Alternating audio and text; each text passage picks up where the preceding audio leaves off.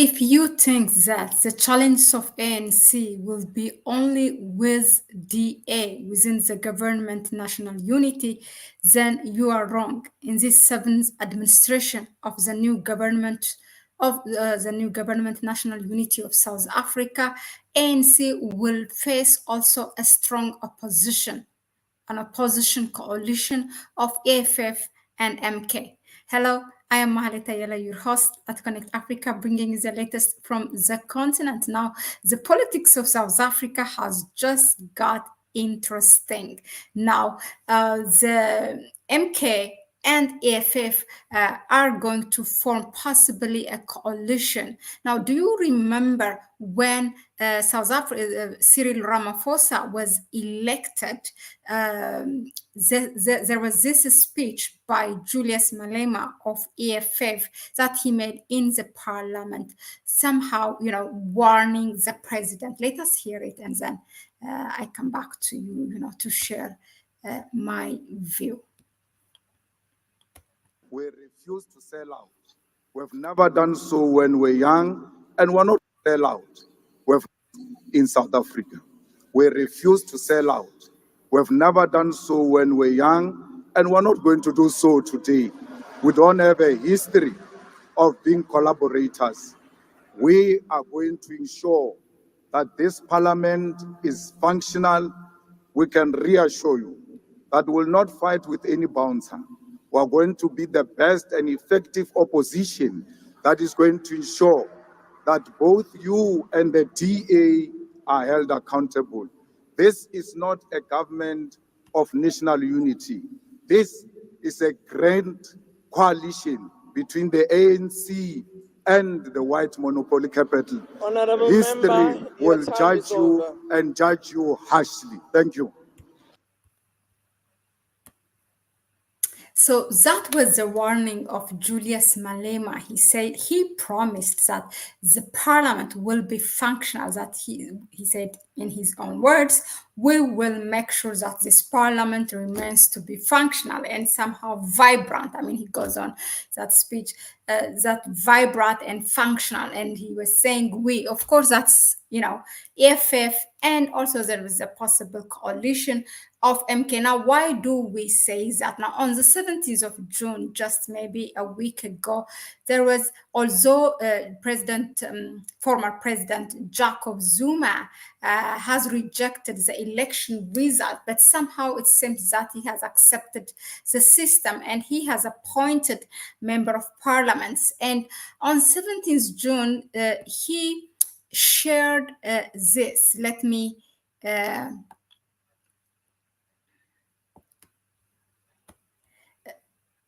the one I shared is not the right one, but I'm gonna share another one.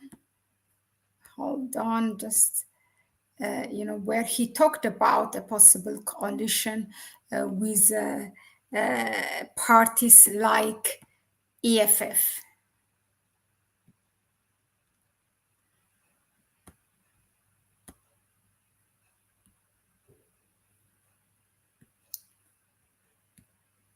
All right, then. Okay, sorry about that. So it says the former President Jacob Zuma, he said his party MK is joining an opposition alliance to coordinate efforts against coalition government. Of course, this is motivated or inspired by the government, the GNU, the Government of National Unity formation. So now the African National Congress, ANC, formed a unity government with the Pro-Business Democratic Alliance, or DA, which had long been South Africa's largest opposition party. Now DA has turned to a ruling party, okay? Now, after this election, after ANC has lost its absolute majority, that's how the GNU is formed. Now, the MK said that it would join a coalition made up of mostly left-wing opposition parties known as Progressive Caucus. And who is in the Progressive Caucus? The group is currently led by the Radical, as the news calls it, because this is Deutsche Welle of the German. economist freedom fighter Julius Malema, which has 39 seats, and it's the fourth largest force in the 400-seat National Assembly. And MK is by having 58. It's the third place now, and then Malema is following with 39. So he has said a possible formation with this group, and the group is led by EFF. Now, it's not only that, because Jacob Zuma mentioned that, it doesn't stop there. Actually, it went ahead, and MK is showing us by appointing MPs who are really prominent figures. So although he has rejected the election result, but it seems that it has accepted it and kind of decided to fight it, and to fight it by collaborating with other oppositions, because now that officially MK is an opposition. So he appointed two prominent MPs. These MPs, it's really interesting to know. One of them is, I can't wait to show you. He is called it's former Judge John Lope or Chope. I'm sorry if I pronounce it bad, but this is a man. Okay, this is one of.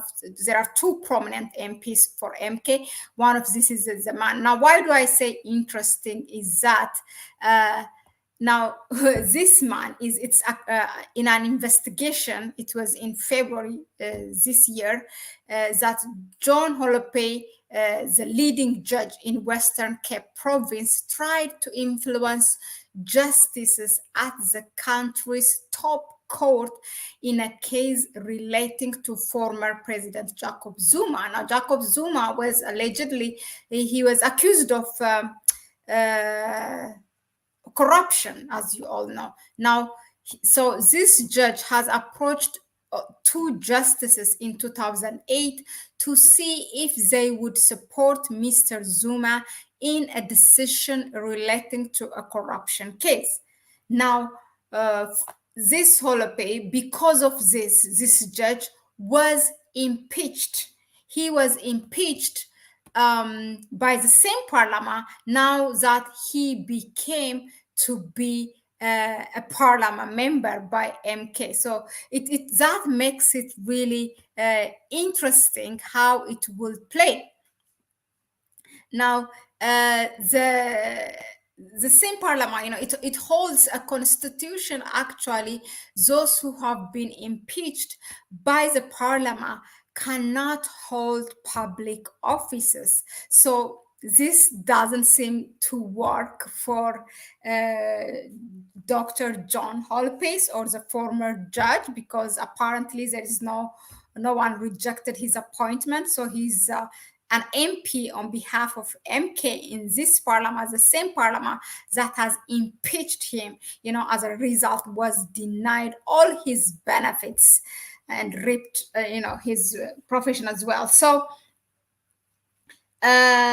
that is really interesting. But on the other hand, it tells us, okay, I mean, if there's no rejection, which is good for MK, but it shows you also MK is not just interested to have a seat in the parliament, that it wants to bring, that it showed us, it brought educated people, and also at the same time who have that rift with the former parliament members and with ANC, and ANC still holds, even in the GNU, the Government of National Unity, the majority, as it has 40%. Okay, so that's what it shows. Now, in any case, this is, for the ANC, there's a very difficult time ahead of, for the next 5 years. That means if this GNU is to survive it if there is no intervention, because even from the start we have seen that they can't even agree with the party members that they have formed a national unity like DA and other small parties in terms of their foreign policies and others. There's a lot of conflict of interest. And as we speak, actually, the DA has come with the list of the positions that it wants for the minister. So out of the 28 ministerial positions that DA wants to hold, to 12 of them to be given its members, basically, asking all those important ministerial positions and leaving just the sport and recreation part to the ANC. So this is silly, and I don't think it will get them anywhere. So now the question is, what if the DA pulls out? Will that give a benefit to EFF, to FF and MK, or that coalition of opposition? Is the ANC prepared? Do they have a solution for this? It's really interesting. It just has turned to it has taken a different trajectory. We were surprised by the DA and ANC alliance. Now, after the alliance or the GNU, it has got even to a different level. Let us know in the comment section, what do you think of this? And what is the way forward, really, for this GNU? Please, share your view. Please go ahead and subscribe to the channel. Give it a like if you like what we bring you here.